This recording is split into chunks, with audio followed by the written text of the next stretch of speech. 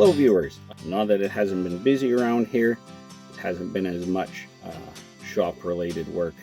That big snowstorm we had last week took down a bunch of branches and trees, so we had to clear that up. May long weekend just passed. To all our Canadian viewers, hope you had a great long weekend.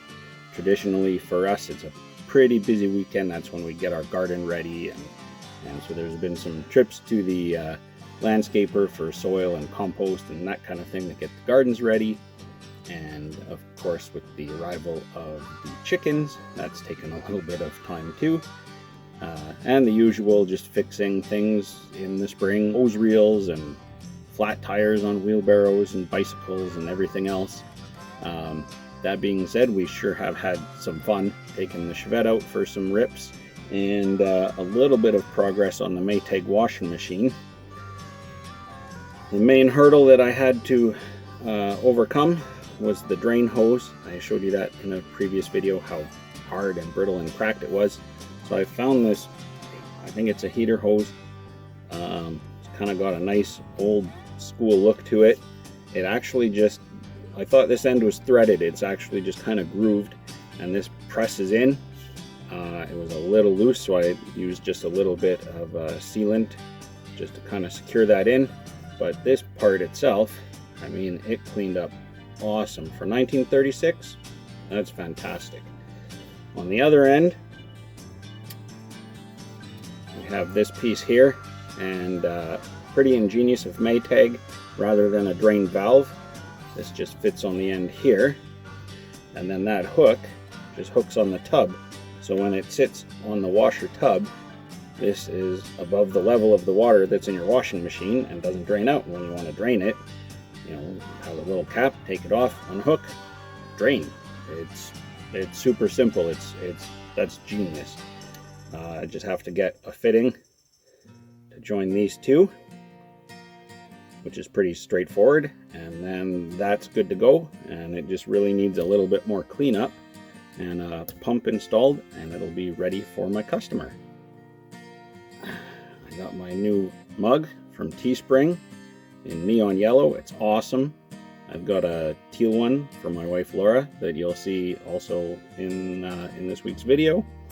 So if you like them, head over to Teespring, or sorry, I guess now it's spring.com. The link is in, if you look at the top of our banner, right on the right hand corner, you'll see a little red squiggle, and if you click that, it'll take you right to the website.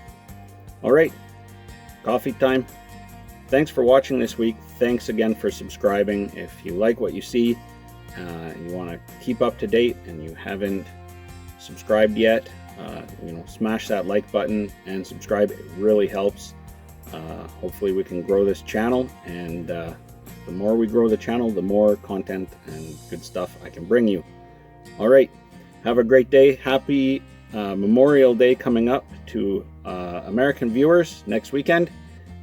We'll see you later.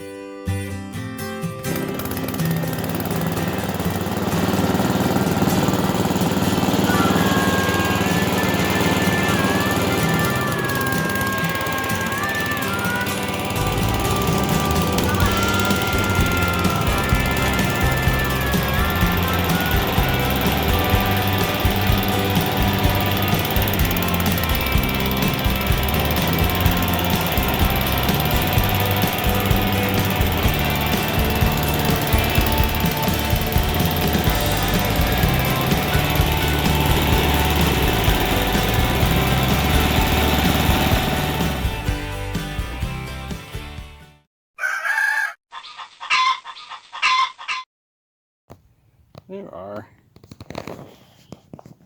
our little chickens.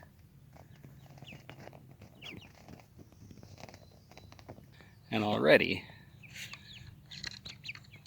they've broken their ramp. Got to figure out a way to fix that. Dumb birds.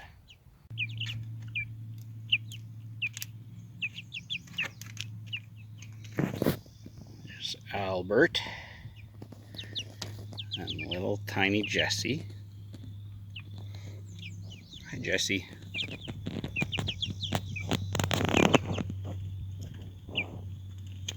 And that is Nikki, I think, and Edith back there. And Coco.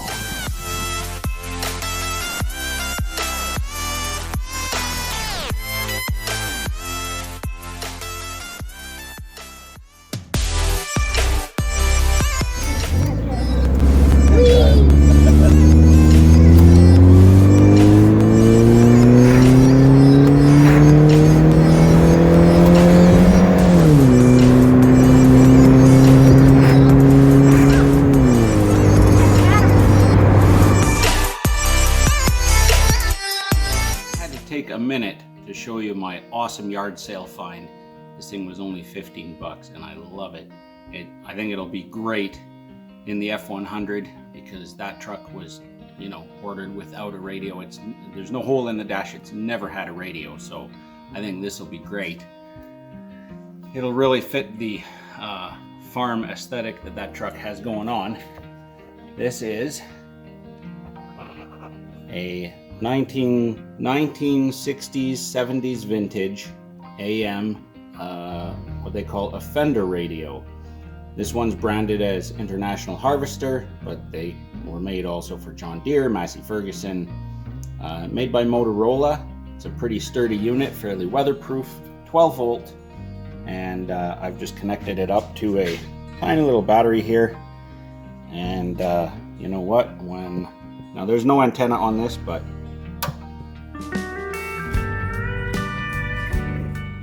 if I turn it on, I'm getting static here, so I have no reason to believe that it won't work with an antenna hooked up to it.